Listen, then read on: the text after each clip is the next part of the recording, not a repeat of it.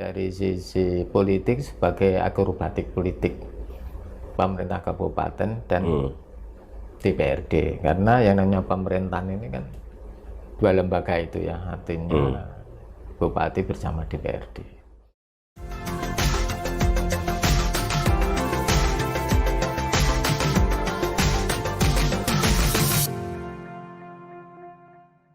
Assalamualaikum warahmatullahi wabarakatuh. Waalaikumsalam warahmatullahi wabarakatuh. Akhirnya saya bisa ketemu dengan para sahabat Bang Kumis.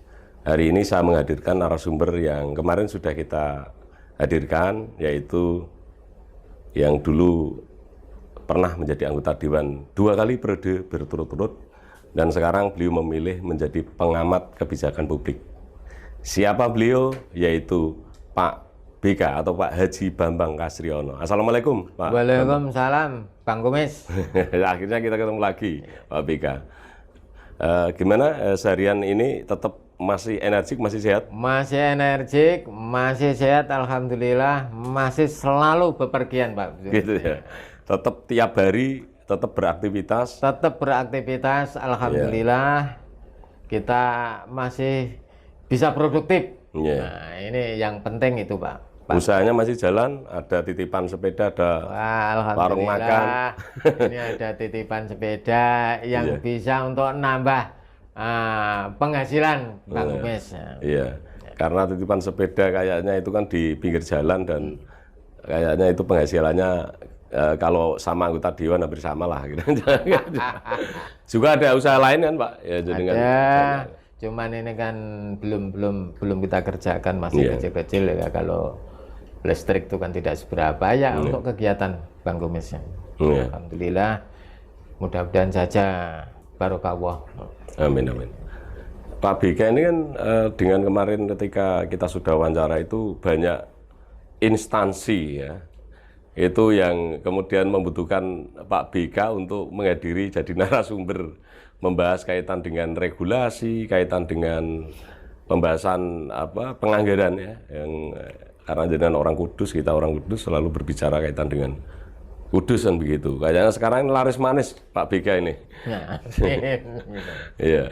Ya, kemarin ada diskusi apa itu Pak? Jangan saya nonton di di medsos terkait dari anti korupsi Mas ya. Saya sama Pak Kajari, Inspektorat, sama Pak Kapolres yang dalam hal itu diwakili Pak Kasat Reskrim ya. Bagaimana melihat Kudus seperti apa dari sisi korupsi ya. Tapi di kita ini pada satu pembahasan ini kita sepakat untuk melakukan pencegahan Pak.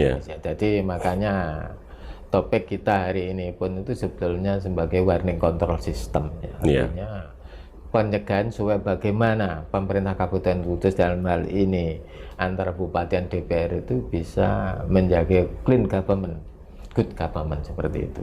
Ya, karena memang di Kudus ini kan selalu setiap ada pembahasan APBD itu kan selalu diwarnai dengan ya kontroversial ya. Seperti halnya kemarin itu ketika kita berbicara anggaran perubahan 2021, kemudian tidak bisa disahkan, kemudian perkada kan begitu Pak.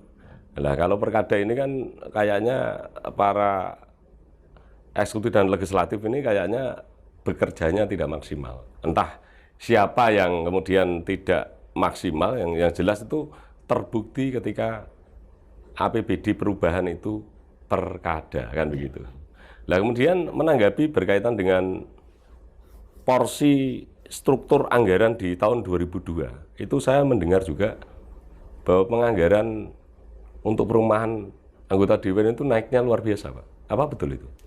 Jadi begini Bang Kumis ya, sebetulnya ini saya menerjemahkan ya dari sisi politik sebagai akrobatik politik pemerintah kabupaten dan DPRD, karena yang namanya pemerintahan ini kan dua lembaga itu ya, artinya bupati bersama DPRD. Kalau kita melihat dari bagaimana tata kelola pemerintahan saat tahun 2001 dengan gagalnya APBD perubahan itu menjadi indikator bahwa saya menilai kinerjanya tidak maksimal. Karena baik dari sisi executive power yaitu Bupati CS, artinya ada TAPD dengan legislative power. Ini sebetulnya sudah teranggarkan, sudah terencana lewat renja.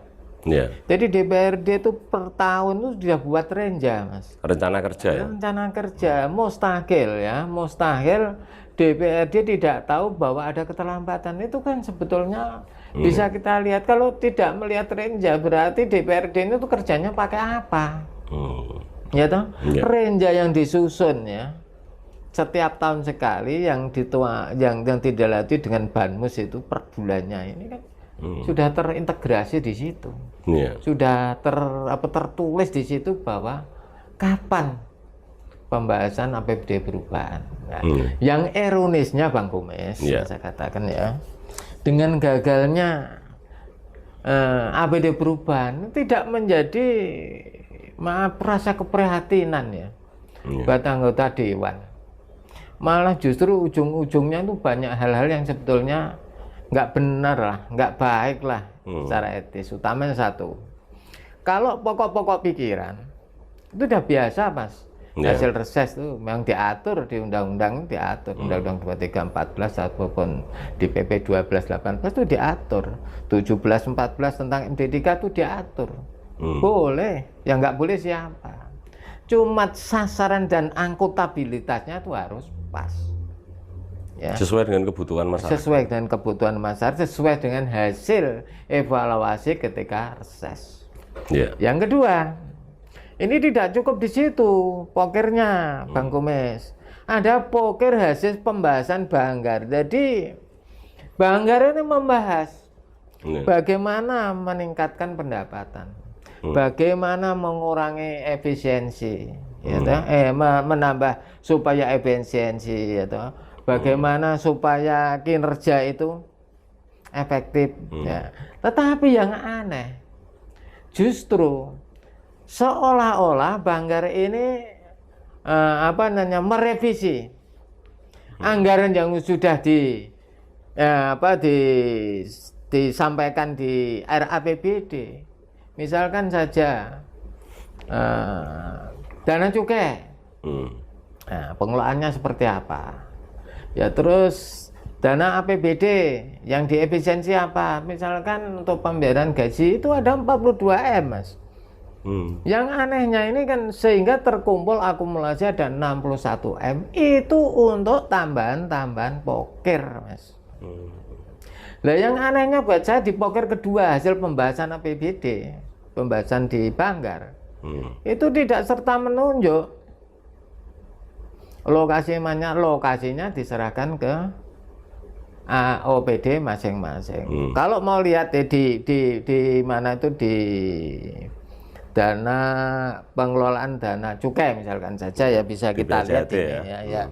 Ini ada 5 item tempat ya di DKK itu berapa M saya lupa. Tapi yang saya ingat di UMKM itu hampir 28 sama 4 jadi 44 lah sekitar. 44 miliar dana cukai. Terus di Dinas Pertanian agak 6,5 M. Untuk bansos ini ada di perekonomian sekitar 45M lah, seingat saya. Tapi ini kan kurang lebih saya tidak terlalu mengingat ya. Nah ini harapan saya kan begini Bang Kumis ya. Ini nanti betul-betul dikelola dengan baik. Yang saya khawatirkan Bang Kumis, ini ada berapa item bansos, bantuan sosial sifatnya hibah, dan di pertanian juga sifatnya hibah. Ini semua untuk yang ada kaitannya dengan pegawai rokok, guru rokok. Nah, jangan sampai harapan saya ini terjadi duplikasi anggaran. Sudah dikasih lewat bansos, tapi juga dikasih bansos yang lewat Dinas Pertanian, misalkan dikasih kambing, nah ini masih kalkun apa saja itu. Ini harapan saya jangan sampai dumpio. Nah, apalagi kalau ada pelatihan di UMKM, ini kan tiga ini kan harus dievaluasi betul. Ya, apakah di situ yang saya sanksikan? Apakah ketika itu proposal diajukan sudah diverifikasi belum? Ini perlu sekali Bang Kumis ya. Kalau tidak ini jangan sampai terjadi kecemburuan sosial. Loh itu kok sudah dikasih lagi, ini menjadi persoalan. Nah ini harapan saya pemerintah kabupaten monggo dievaluasi lagi sebelum diluncurkan. Yang menjadi aneh lagi ini Bang Kumis ya, dirasa prihatin pandemi yang belum selesai tuntas, ya, terus perbaikan ekonomi di Kabupaten Kudus juga belum bisa tuntas, pengurangan angka kemiskinan ya juga belum bisa maksimum.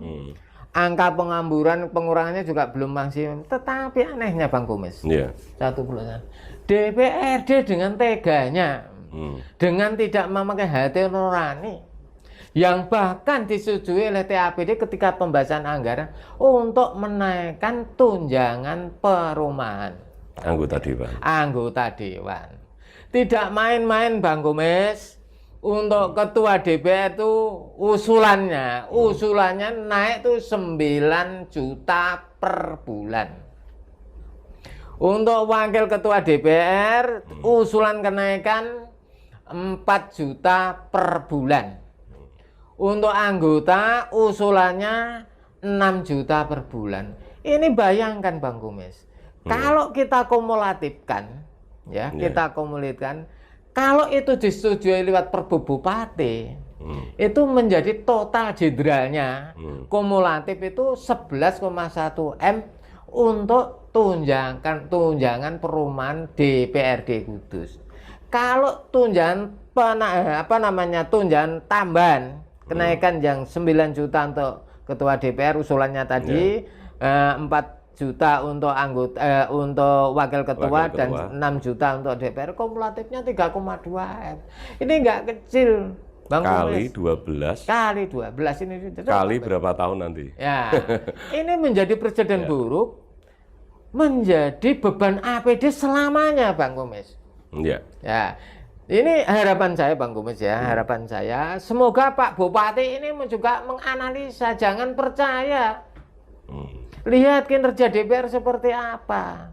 Jangan seolah-olah, maaf, eksekutif, TAPD, Pak Bupati tak berdaya menghadapi DPRD.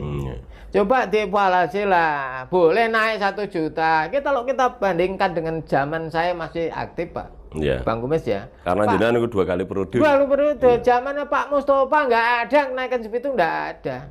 Kita sesuaikan naik 1,5 juta, 1 juta, wis. Corone wong Melayu itu mengos-mengos. Sekarang usulannya 9 juta, 4 juta, dan 6 juta untuk anggota. Bayangkan. Ini harapan saya, Pak Bupati, Pak Hartopo, monggo dievaluasi. Ini masih rasa prihatin, masih ada pandemi. Jangan memanjakan anggota DPRD. Ini harapan saya Bang Kumis. Ya, baik Pak BK. Ketika anggota Dewan itu kemudian menaikkan tunjangan perumahan itu kan memang hak daripada anggota Dewan Pak BK. Sepanjang kinerjanya bagus, sepanjang untuk etos kerja itu yang maksimal, kan ya juga tidak melanggar undang-undang kan begitu Pak. Apa keberatan Pak Bambang kemudian itu dianggap tidak wajar? Apakah memang angka pengangguran kemudian ekonomi di tataran masyarakat ini belum beranjak naik, kemudian tidak etik ketika anggota Dewan menaikkan tunjangan perumahan Pak Bambang? Ya tadi sudah saya singgung Bang Kumis ya, jadi etis itu penting. Kalau orang Jawa itu rasa perang rasa, itu juga harus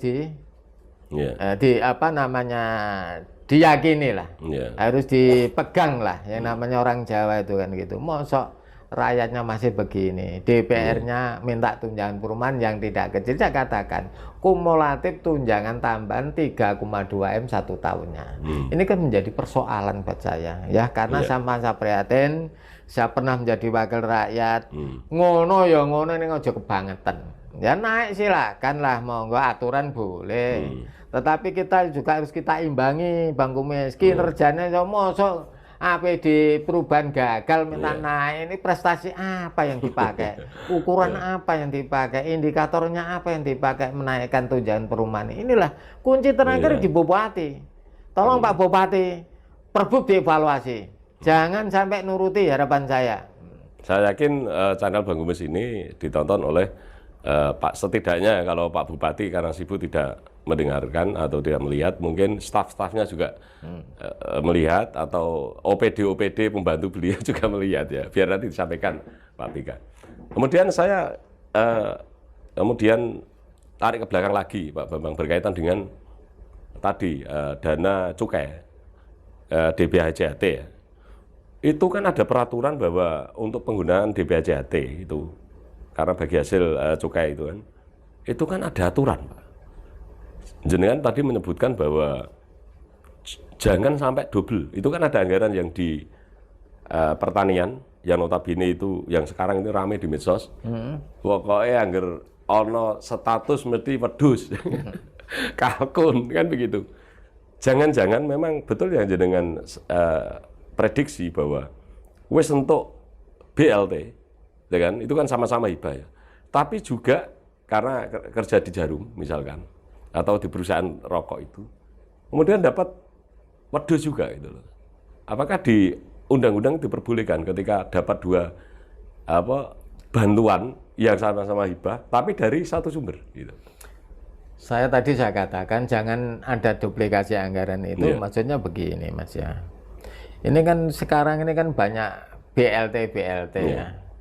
Baik dari Kementerian Sosial ataupun dari daerah sendiri, lewat tadi saya katakan dana cukai. Ini jangan sampai duplikasi lah. Dana desa juga ada lah, ini makanya harapan saya jangan sampai terjadi duplikasi pemberian, Mas. Ini akan menimbulkan kecemburuan ya. Maksud jenengan itu kan biar yang nanti yang belum kebagiannya juga dibagi. Itulah harapan saya, karena masyarakatnya itu juga masyarakat yang plural, yang sukar dideteksi. Kadang-kadang masyarakat kita juga susah ngaturnya. Saya menyadari, Mas. Orang punya saja kepengen kadang dikasih bantuan sosial. Ini harapan saya pemerintah betul-betul selektif ya. Lewat bagaimana desa ada koordinasi dan betul-betul dicek, jangan sampai terjadi kesalahan. Ini harapan saya. Karena apa? Karena timbul masalah ini karena apa, Mas?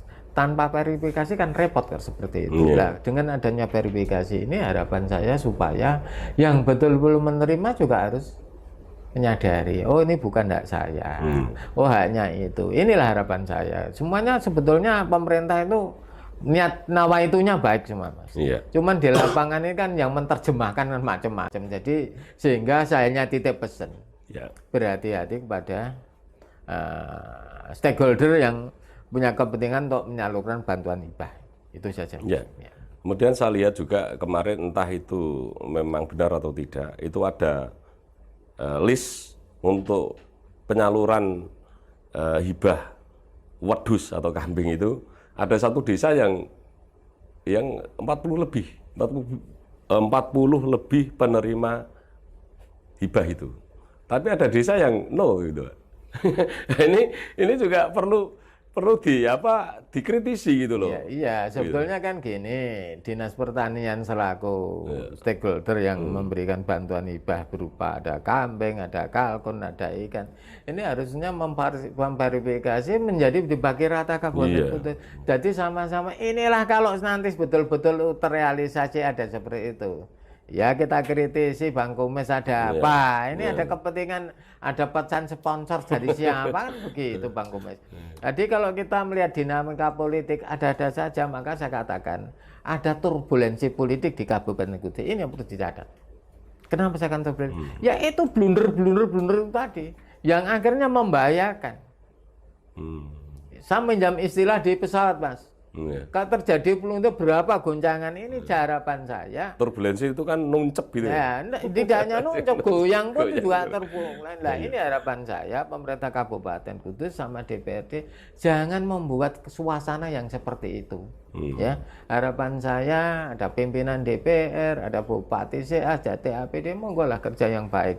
Kalau tidak ya kita kritisi terus, nggak bosen Pak Bang Kumis kita mengkritisi.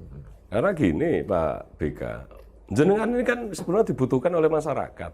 Karena anggota dewan yang sudah kemudian mewakili, yang notabene adalah representasi masyarakat, itu kadang kan ya itu tadi, hanya memperjuangkan masyarakat dapilnya misalkan, atau faktor kedekatan. Nah jenengan ini kan bela masyarakat yang notabene ada 800 sekian penduduk, 800 sekian ribu penduduk Kabupaten Kudus itu ketika jenengan hadir di medsos, di podcast Bang Kumis, ada di podcast yang lain, ini kemudian jenengan ini mewakili benar-benar masyarakat karena jenengan kepentingannya nggak ada gitu loh, ya kan?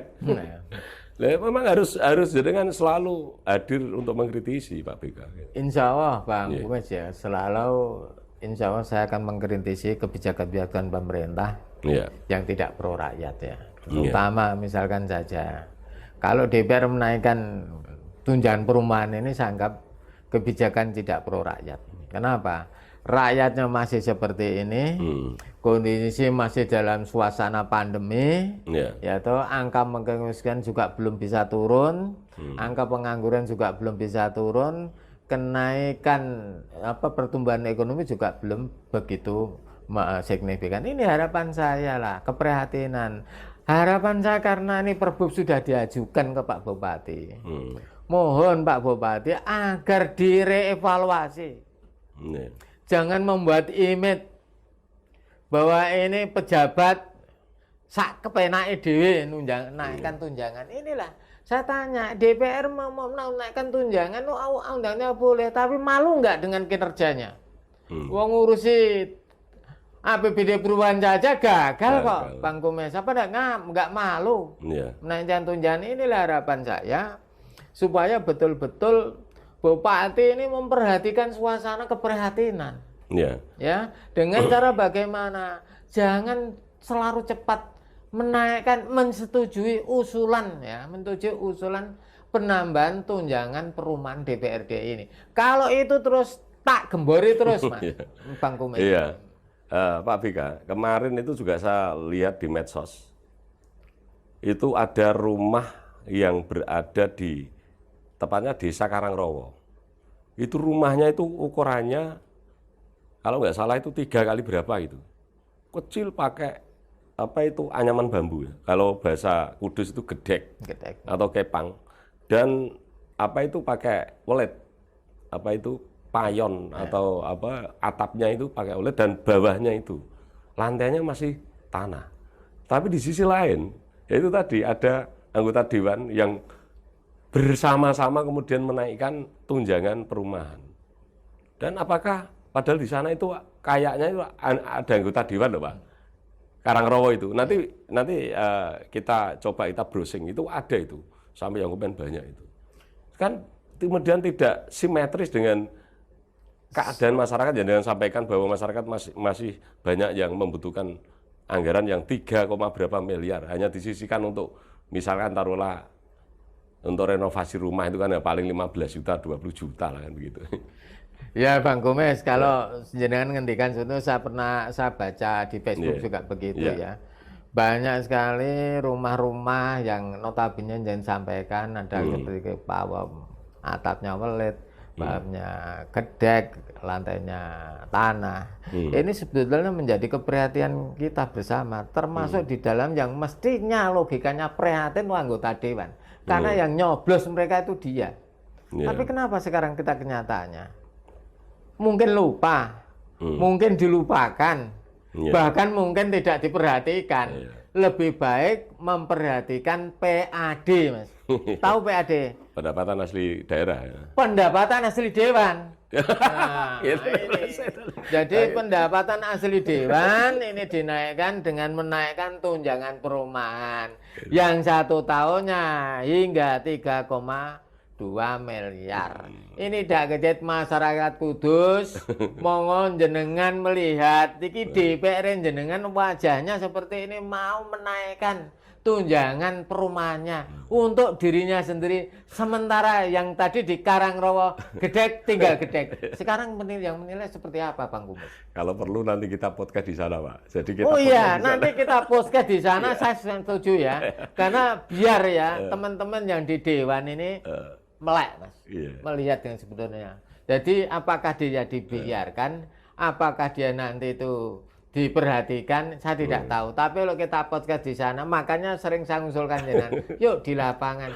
Jadi kita ngomong masyarakat tahu, termasuk di dalamnya mudah-mudahan para akademisi di Kabupaten Kudus, para tokoh masyarakat, para kiai, umarok, tahu semua bahwa DPRD dalam kursi perhatian minta tanjuan perumahan yang besarnya 3,2 miliar per tahun. Ini bayangkan saja. Ya, ini harapan saya, ini saya tidak main-main. Saya pernah jadi anggota dewan, Bang. Jadi tidak seperti itu. Waktu Pak Mustafa ini beda. Naik 1,5 juta saja sudah ngosong. Sekarang usulannya 9 juta, 4 juta, 6 juta. Nah, ini kan aneh. Belum ketika kita misalkan kumulatif pendapatan anggota dewan ya. Waduh, Mas. Tapi sambil minum kopi. Ya, ini monggo, ini ngeri Bang Gomez ya nanti kalau dia seperti itu. Ya, para anggota dewan ketika kita bahas di sini ya jangan marah gitu. Kayak kita ini kan memang bahas untuk ngelengke, sampai terlalu dalam, terlalu apa itu terlalu. Kalau saya tuh begini. Saya naik diri. Nah, Bang Gomez ya. Orang tidak melarang saya menaikkan. Cuman hati nuraninya ya ditinggal lah, Mas. Mosok tadi salah satu indikator ya. Salah satu indikator. Orang mana yang gedek tadi? Karangrowo ya toh, ya notabene-nya ada dewannya di sana, nggak mau mempersoalkan, nggak mau memperhatikan bagaimana nasibnya seperti apa, tetapi lebih menekankan PAD, penghasilan dewan dengan menaikkan tunjangan perumahan. Ini samping yang saya tidak habis pikir, Mas. TAPD ketika pembahasan di Banggar itu menyetujui, terus kiblat saya yang takjak, maaf mikir. Keprihatinan itu yang siapa? Nggak ada bedanya TAPD sama DPRD-nya. Kalau TAPD nggak menyetujui, nggak mungkin ada anggaran seperti itu. Lebih-lebih lagi kalau bupatinya mau teken sesuai usulan yang diajukan oleh dewan lewat sekretariat dewan. Ini kan repot. Siapa yang akan saya ajak ngomong keprihatinan ini, Pak?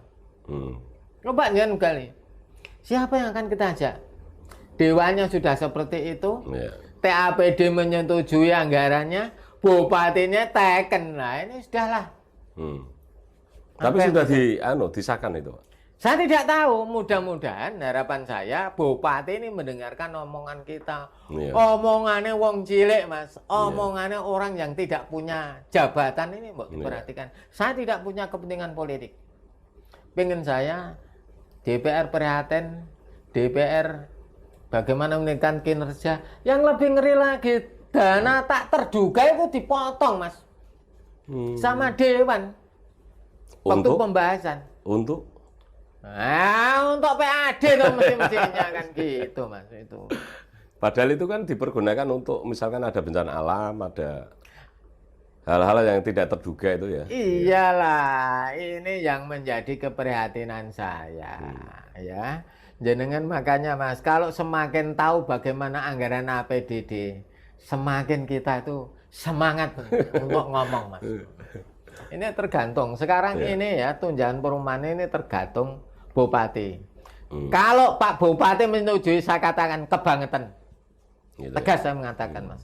Karena hasil evaluasi kinerjanya apa? Gagalnya APBD perubahan menjadi indikator kinerja, Mas. Loh kok iso-iso nih? Kok bisa-bisanya menaikkan tunjangan perumahan? Ini angka sehat saya tuh nggak nyampe, Mas. Ya kan? Tuh gagalnya tunjangan perumahan APBD perubahan itu menjadi momen sejarah yang paling mengerikan. Momen sejarah bagaimana Kudus bisa gagal di dalam penetapan APBD. Ini momen sejarah pahit. Loh, tetapi dua-dua kok muncul sejarah manis. Ya, Pak Bega, ini kan kemudian saya teringat ketika siklus 5 tahunan ada pemilihan umum itu ya. Anggota dewan ini kan memang bukan rahasia umum, ini rahasia umum, Pak, maksud saya. Pengeluaran mereka untuk menjadi anggota dewan itu kan bahkan sampai 2 miliar. Ini produk daripada sistem proporsional terbuka ini, Pak. Kemudian dewan itu ketika nyalek itu orang duit ongkorong meter itu ya. Kadang-kadang gagal itu loh, Pak. Apakah memang permasalahan dari situ? Kemudian anggota dewan sekarang ini kemudian kita membahas kaitan dengan anggaran itu selalu menganggarkan diri sendiri yang banyak gitu loh Pak. Jadi begini Mas ya, kalau itu berbicara itu kita menilai pada Undang-Undang 2 tahun 2000, Undang-Undang 7 tahun tentang pemilu Mas ya. Iya. Sebetulnya tentang pemilu kalau kita itu mau melihat ya, yang dibicarakan sekarang itu parliamentary threshold, presiden threshold, tidak pernah membicarakan bagaimana kualitas pemilu. Iya. Nah, dengan adanya kualitas pemilu itu artinya ada pola pengawasan yang sinergi. Iya. Termasuk panwasnya seperti apa, itu kan perlu diatur lebih rigid. Sekarang jangan tahu, nggak ada DPR nggak diunduh Mas. Hasilnya ada pola transaksional. Ini sebetulnya kan harus dibenahi di situ. DPR pusat ngomongnya parliamentary threshold, ngomongnya hanya presiden threshold, tapi bagaimana kualitas apa namanya penyelenggaraan pemilu itu berbobot enggak? Termasuk di dalamnya bagaimana melakukan unsur-unsur transaksional ini yang harus kita benahi. Karena merubah sistem Mas. Misalkan saja ya, Pilkades. Itu enggak gampang, kalau zaman dulu sudah seperti itu. Nah, ora DKI yo, ora mangkat. Ini kan perlu ada pembenahan dan pengawasan. Ini menjadi persoalan. Kedua, ada indikasi seperti itu Mas. Ya. Oh, entek sithik saja ya, bilang entek akeh Mas, habisnya akeh nyalem melu, maka kita berlomba-lomba untuk mendapatkan pengembalian. Itu salah satu indikator juga bisa benar. Tapi kalau kita itu nawaitunya kita itu gitu ya ngono aja kebangetan lah. Mosok baru dalam konteks Mas. Satan. Gagalnya TAPD perubahan di 2001. 2002 nganggarno kenaikan tunjangan perumahan. Maaf Mas. Nek saya tuh logikanya nggak masuk akal. Ya. Ini kuncinya saya ulangi lagi. Kuncinya Pak Bupati mau mengevaluasi. Silakan dinaikkan Pak Bupati. Nek semono gede nih, ya kebangetan. Kebangetannya apa? Kok orang rumangsani itu loh Mas. Membahas seperti itu. Kalau anda kinerjanya bagus nggak masalah. Hanya belum tahu lagi pembahasan tata ruang. Ya nanti saya ke sana, tapi ini kan kita bahas yang ini dulu. Apa ini dulu. Nah, ini. Jadi intinya memang boleh menganggarkan untuk diri sendiri anggota dewan dalam tanda kutip, tetapi harus dibarengi dengan kinerja yang baik gitu ya. Seperti halnya misalkan kerjane membahas, jadi dibayar kanggo bahas APBD perubahan malah ora rampung kan itu. Akhirnya perkada itu kan kemudian membahas 2 bulan kemudian membahas kenaikan tunjangan perumahan. Wong malas tapi kepengen bayaran akeh gitu loh. Ini kalau kita ngomong-ngomong ya Mas ya, sebetulnya di benak pikiran anggota dewan yang perlu diperjuangkan bagaimana Pak. Mikir pendapatannya ben naik seperti apa. Tapi naiknya itu bisa menaikkan itu juga akan melihat situasi, tidak asal menaikkan. Ya, ada indikator misalkan saja. Misalkan saja perda retribusi apakah bisa diganti atau dirubah atau tidak ya, atau PKD perda PKD pemakaian kekayaan daerah bisa dirubah enggak, terus namanya jumlah kios nanti ditambah atau dibenahi, ini penting. Tapi kalau menaikkan gaji tanpa melihat gak ada yang dipilih Mas. Maaf. Jadi sanggap tata kelola pemerintahan ini masih kurang benar. Ya, mestinya. Sekarang saya katakan, yang namanya PP 12 tahun 17, ya, pola pengawasan inspektorat terhadap kinerja inspektorat, ini berhak. Jadi inspektorat memberikan saran kepada bupati. Pak ownernya kan bupati. Jadi ini bisa diberikan saran. Nah kalau diam saja, lolos saja ya sorano. Sopo masih tak jarembukan ki sopo ya.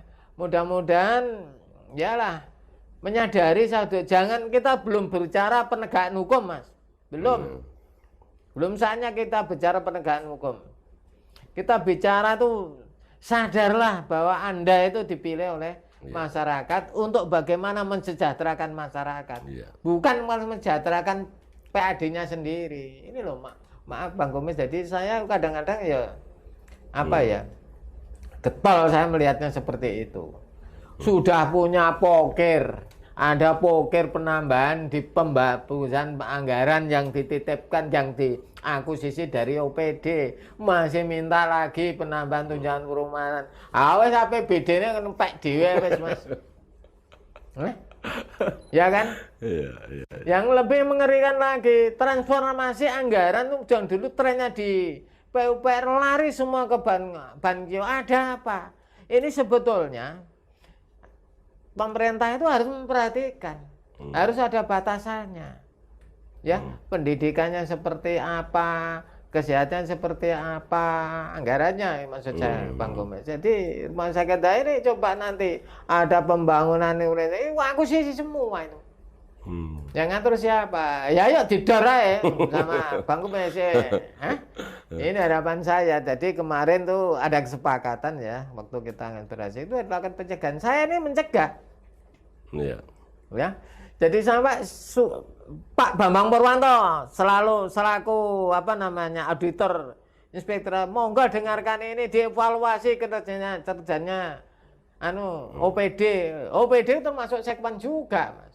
Loh, itu dasarnya apa? Ini kan perlu dipertimbangkan. Ya. Sebelum itu perlu dipertimbangkan, dan filter terakhir saya katakan Bang Gomez, karena kemarin waktu pembahasan anggaran TAPD itu seolah-olah itu ngeong bertekuk lutut sama DPRD. Ini harapan saya filter terakhir di Pak Bupati. Naikkan tapi aja kebangetan. Ini menjadi sejarah presiden buruk di kemudian hari. Ini harapan saya. Ya, untuk berkaitan dengan masalah tadi ya, Bankio ya, jangan maksudnya Bankiudes itu ya, yang sekarang di desa-desa. Ini desa kan dengan adanya COVID-19 ini Pak, kemudian anggaran ADD maupun DD itu kan kemudian tidak bisa digunakan untuk sarpras, karena mayoritas itu bergunakan untuk penanganan COVID-19. Sedangkan desa-desa ini juga secara ekonomi kan butuh infrastruktur agar supaya ekonomi kemudian bisa termudahkan dengan adanya sarana prasarana untuk misalkan di pertanian supaya bisa ngambil hasil panen itu kemudian jalannya bagus. Salahnya di mana Pak itu? Jadi karena melihat saya Mas, undang-undang desa yang diatur di nggak salah di Undang-Undang Nomor 6/14 Mas ya. Ini kan sudah mengatur secara eksplisit ya bagaimana tata kelola pemerintahan desa. Cuman yang saya sayangkan kan begini. Apakah desa itu sudah siap menerima Undang-Undang 6/14 ini? Ini yang saya katakan ya. Karena apa? Itu kan peran kepala desa dan BPD ini sangat dominan sekali. Karena apa? Karena semua proses penganggaran, bagaimana mengimplementasikan anggaran, ini adalah sinergitas dari kepala desa dan BPD. Kemarin waktu saya pas jadi narasumber di Hari Anti Korupsi, ini ada pernah ditanyakan, Pak, gimana supaya saya ini pokir yang diajukan BPD daerah saya kok nggak pernah terrealisasi di desa? Ini kan akhirnya apa? Ini belum memahami bagaimana kesepakatan Mas ya. Oh, daerah sini harus dibagi rata. Tadi saya katakan, oh ada yang untuk dapat kelompok bantuan kambing 41 desa, ada yang tidak.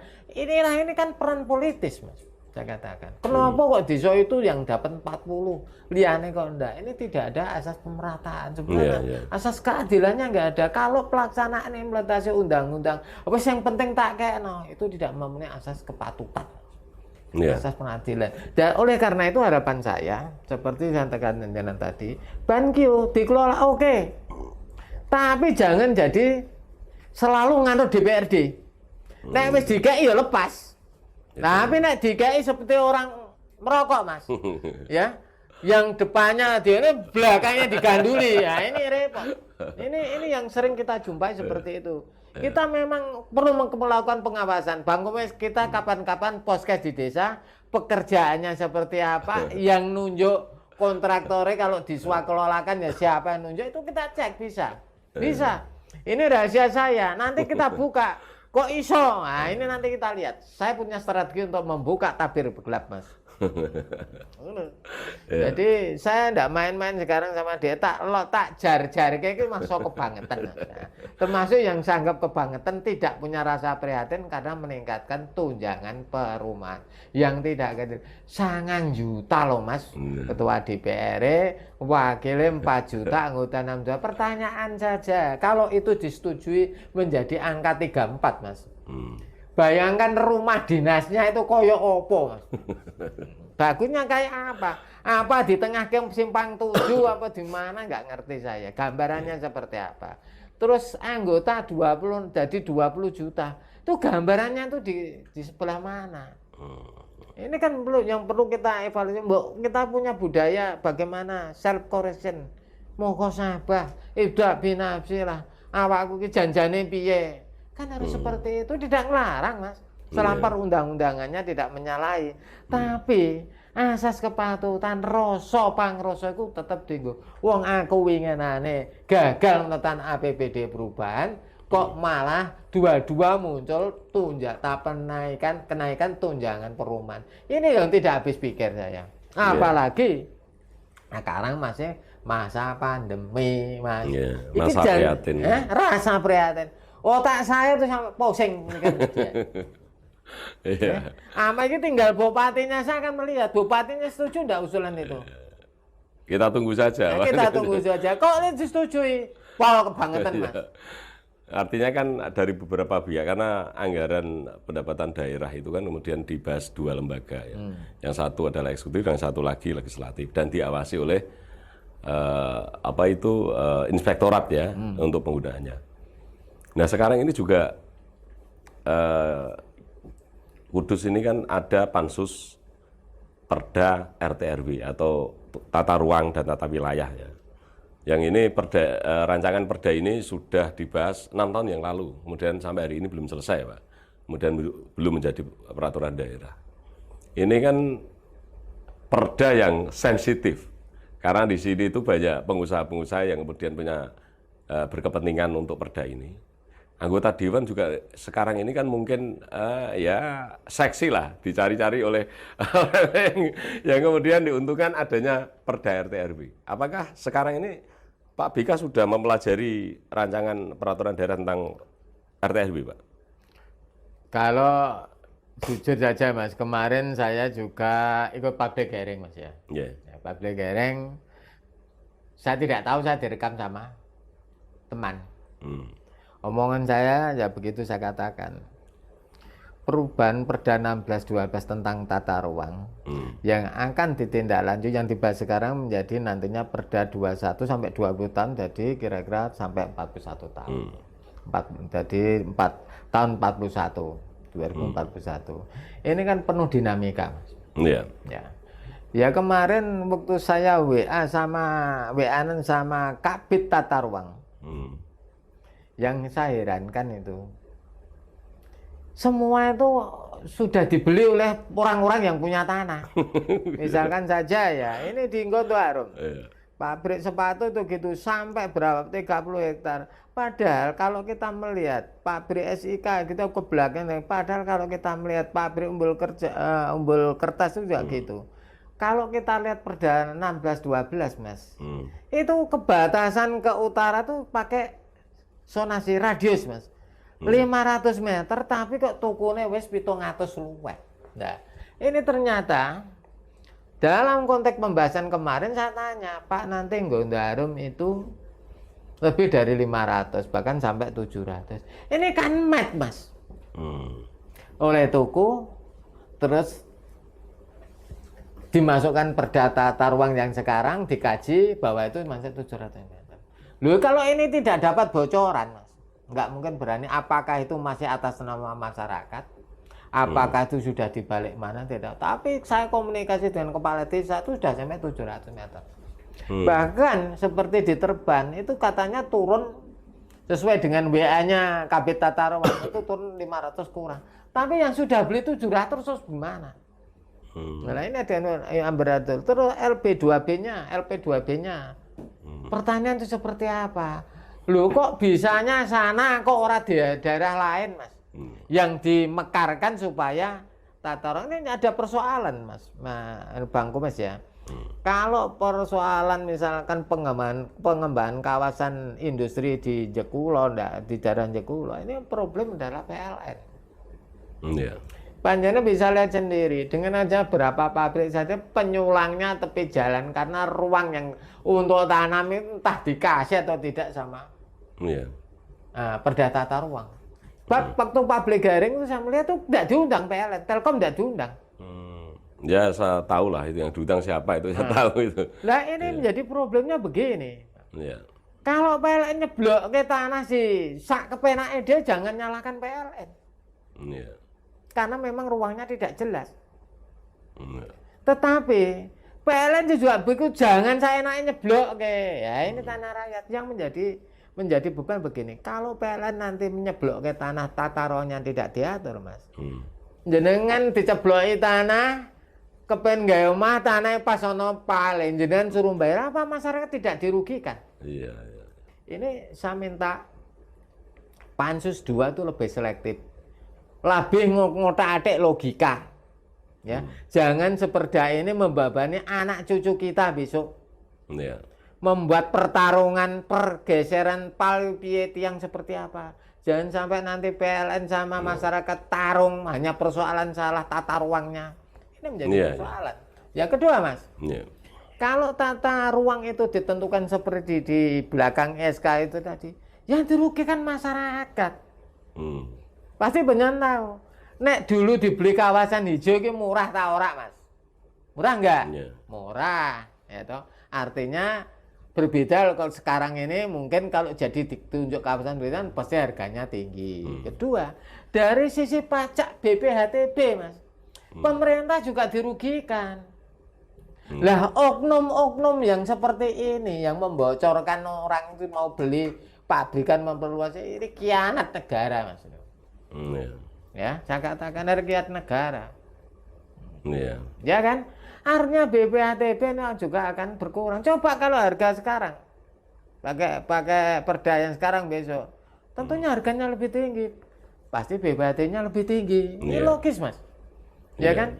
Inilah harapan saya supaya tata ruang nanti ya diatur sedemikian rupa sehingga tidak menjadi masalah.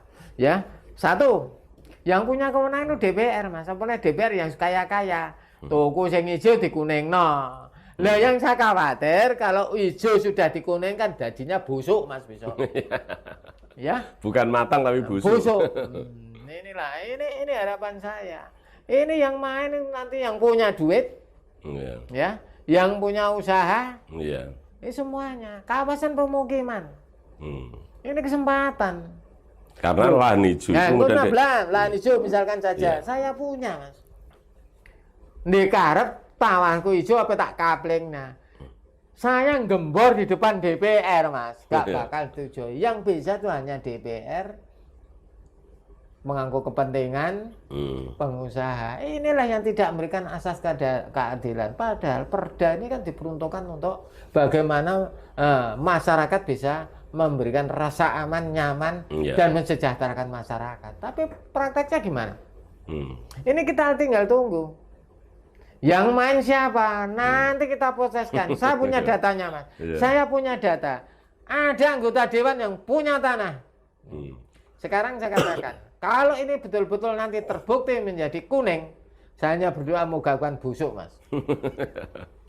Dan Pak BK, perda ini kan kemudian berlaku agak panjang gitu. Beda dengan perda yang lain. Kalau perda yang lain, ketika memang tidak kemudian efektif, kemudian bisa dibahas lagi, kemudian nanti diputuskan lagi. Lah ini kan masa berlakunya itu kan dibatasi minimal 20 tahun nih kalau nggak salah ya.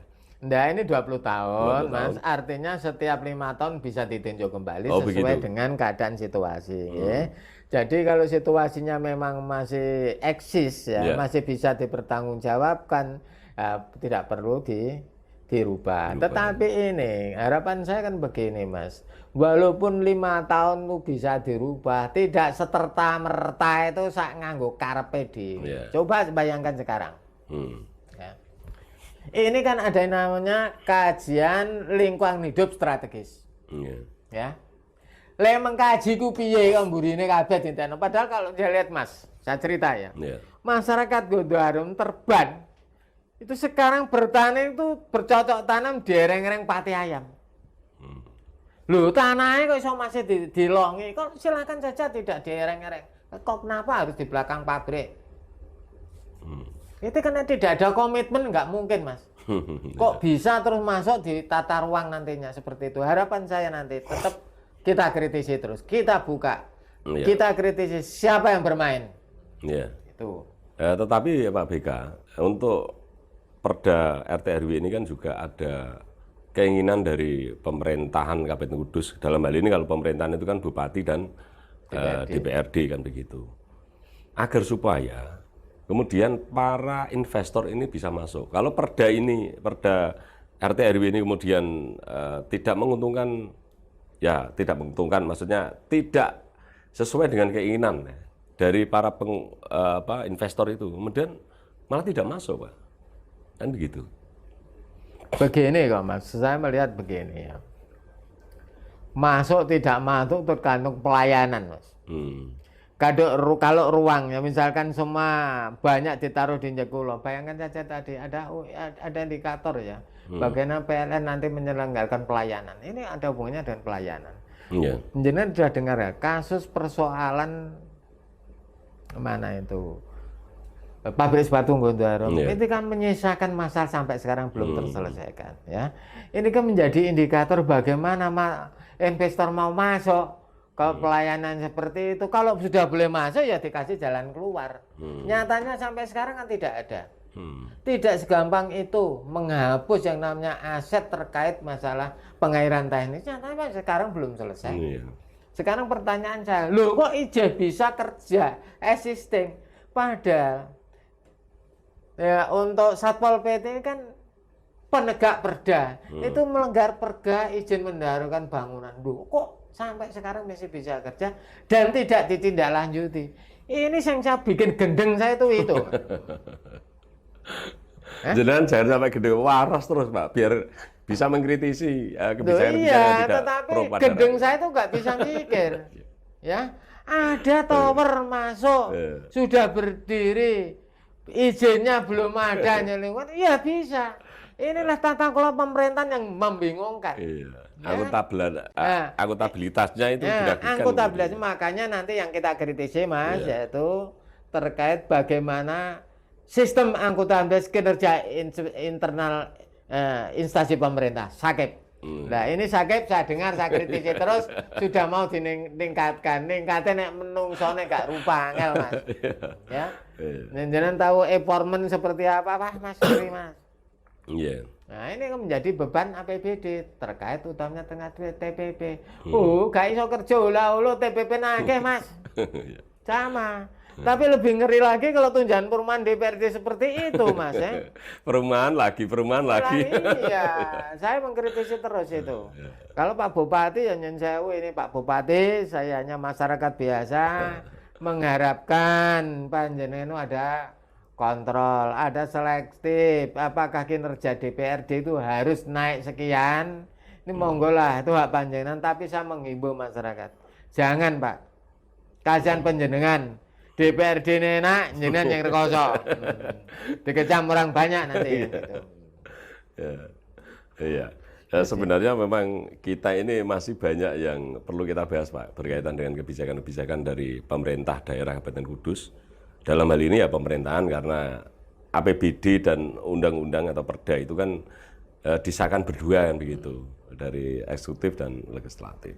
Tapi karena kita wawancara sudah agak lamanya bahas dua topik itu tadi, kita sudah hampir 40 menit kalau salah, bahkan 1 jam. Gini, Mas, saya itu masih nambung ya gini ya, terkait masalah pembahasan APBD, pembahasan perda. Ini kok rasanya itu ada sisi apa ya? DPRD lebih dominan. Iya. Padahal kalau saya melihat, aku ngelakon tidak ada aturan satupun yang bisa melegalkan bahwa DPRD itu bisa memaksa OPD untuk keluar dari tata cara, tata kelola. Tapi kok nyatanya ya mau Ini yang bingung saya. Contohnya saja kenaikan tunjangan perumahan. OPD harus konsisten betulnya. Kalau cerita bilang sama saya, ini anggaran terbatas Pak, ini terusnya. Loh, DPRD tunjangan perumahan naik. Ya? Ini punya hati nurani enggak? Yang namanya yang memberi melegalkan, ini kan artinya melegalkan antara TAPD sama DPRD. Saya tidak melihat DPRD. Kalau tidak dikasih, ya ketika jangan Pak Mustofa nyatanya nanya sudah, ini kuncinya di Pak Bupati. Saya mohon Pak Bupati, karena filter ini dua ini sudah lolos, tinggal filternya ini Pak Bupati. Hati nurani tinggu Pak, masyarakatnya masih seperti ini. Monggo Pak Hartopo, saya mohon izin. Tekennya Perbup dirubah, jangan naiknya segitu. Itu aja kok saya. Kalau DPRD mau marah dengan saya silakan Mas. Saya tuh hanya membaca kok kebangetan. Nggak punya hati nurani kasarannya kan seperti itu. Kalau kita melihat untuk tahun 2002 ini kan kita sudah masuki Januari ya Pak. Kayaknya itu untuk Perda tahun 2022 itu kayaknya hitungan hari ya. Kalau tidak salah itu Februari harus sudah dok kan begitu kan, harus sudah final gitu loh. Enggak Mas, jadi begini, ini kan saya melihat ya, yang paling lama nanti di tata ruang lainnya itu ada penghapusan perda ya. Jadi tidak, itu rada alot. Angger alot itu gampang Mas. Bergaining posisinya ini udah clear apa belum? Angger alot suwi corone gerajine udah belum ya tetap panjang. Karena saya menyadari Mas, karena ini dominasinya, ini di eksekutif pembahasan perda tata ruang. Loh, saya kan pernah bertanya, ini kalau enggak benar tak kirim jenengan nanti.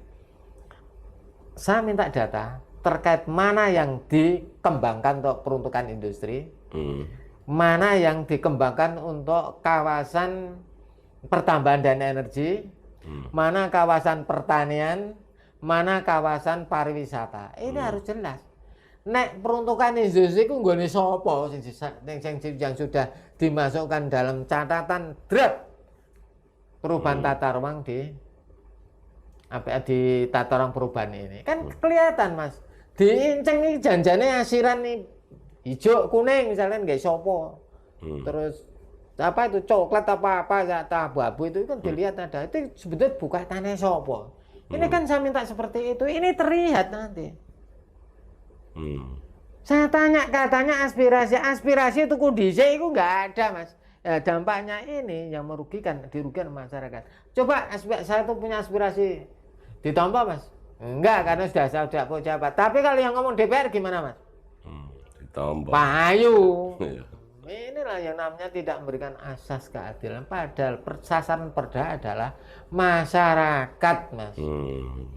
Ya, jangan sampai yang diuntungkan itu pengusaha. Jangan sampai yang diuntungkan itu yang punya duit. Coba bayangkan sekarang.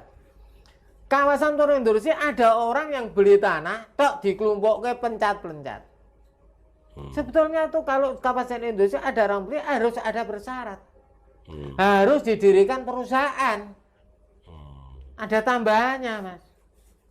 Jadi tidak menjadi seolah-olah kulaan tanah Mas.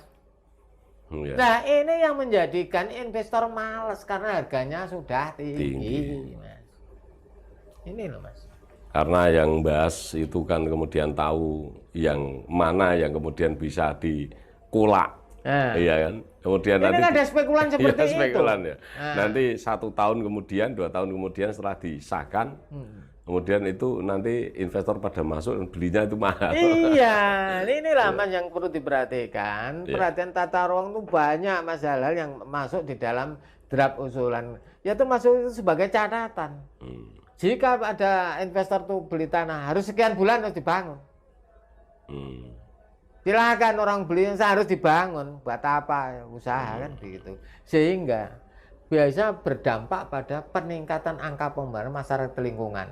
Bisa berdampak mengurangi angka kemiskinan masyarakat lingkungan. Bisa berdampak pertumbuhan ekonomi. Inilah yang saya harapkan Mas. Tidak masalah.